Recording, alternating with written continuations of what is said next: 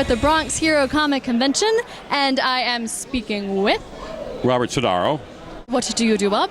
I'm a writer, and I've been writing professionally for over 30 years, if you can believe that. Comic book writing specifically? Comic book specifically. Okay. And I know I don't look a day over 15. You really don't. Well, I certainly don't act a day over 15, so that certainly helps. And I can prove that by, this is one of my comics.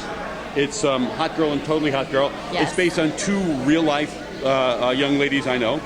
Two actual hot girls. Two actual women who, they are Hot Girl and Totally Hot Girl, and this was done as an excuse to tell bad jokes and have good girl art, and again, not necessarily in that order. All right. It's a lot of fun.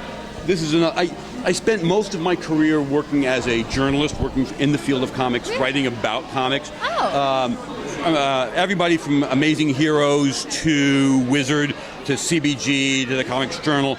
As a matter of fact, it really it would be easier for me to tell you who I didn't write for than who I did write for. It was pointed out to me recently that I'm probably the longest running, continuously published journalist in the field of comics. Because everybody else who was writing when I was writing has either moved out of the field or moved on to work in comics or edit or publish or something else. And I just never thought of myself as that way. It was just very, very odd for me to suddenly think that I've been doing this for longer than some of the people I'm talking to have been alive. Well, what brings you to the Bronx convention? Ray does, because Ray's my hero. As I was saying to you off camera, Ray's he's a whirlwind. He's amazing. He runs all these shows. He promotes comics. He lives his stuff. He's taking on Marvel and DC over the use of the word superhero, which I remember when I read about this when I was, I think, 15 years old, and I thought it was ridiculous then. I think it's ridiculous now, but. So he's literally legally taking he's legally taken. He's fighting them in court over. It's a word that has been in use since 1917, which predates all of the superheroes that are currently in existence. So you can't copyright a word that's in common usage, because you know what? I'm going to copyright the word man and sue everybody. Apple apparently, I just found out, Apple apparently tried to copyright the letter I. I remember this. And so nobody could use the letter I unless they paid Apple.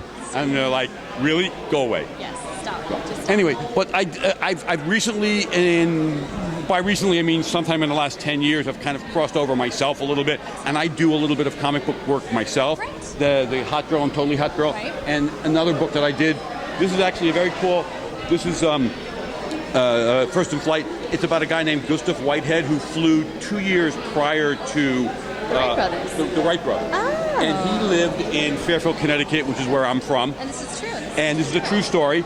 And I knew about this, well, when I was in high school, which was a very, very long time ago. And my teacher, a guy named Andy Kosh, right here, he told me about this story. So I'd known about this. When I was in high school, I said, that would make a very cool comic book. And, well, now here it is. Ta-da! The story realized. And that's so cool. So that's very cool for that.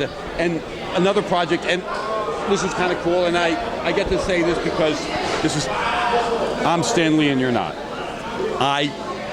This is Stan Lee. I was a contributor to this book. I was a researcher on this book, and I helped with some of the background information and finding out what was going on. And so I got to write a little bit of this book, and I think that's great because to me, I'm a huge fan of Stan's. I read comic books because of Stan. I got into this industry because of Stan and the heroes that he created, and to be able to be even a small part of the legacy that is Stan, that to me is enormously cool. This is a book that's been published by Dynamite Entertainment. They packaged it, and actually Watson Guphill. Yes. Watson Guphill. Guphill. Yeah, they're the actual publishers. This is the title. So just Amazon it. Stanley, Stanley, How to Draw a Comic. And you can find it. And where can people find out more about your work?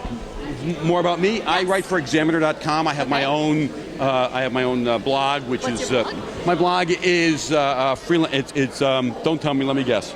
Oh God, I'm pulling a blank. I don't know how to talk anymore. You can Google it. Is nothing sacred. Okay. Is nothing sacred because so your blog is nothing sacred. Is nothing sacred. Yes, because Is nothing-sacred.com? It's a very no. It's an e-blogger site, so it's like freelance but yeah, if you look up Bob Sodaro in it, you'll find it there. Excellent. work, and that's what I'm doing. And, Very cool. and I'm writing, and I'm working. Oh, but the really cool thing is, I'm also doing a Kickstarter. A friend of mine named Dave Ryan, who's doing the War of the Independents in the comic book field. He found this gal in Italy who does this amazing, amazing artwork. And I got to tell you, I've been reading comic books for 50 years. She has the most eclectic, engaging style I've ever seen in my life. And she has these characters called Owlgirls. Okay. Heads of owls, bodies of women. They live in Soho in 1940 in New York. Why not? And because it's a magical place. And she has the great idea and this beautiful, beautiful, engaging style, but no idea what to do with it.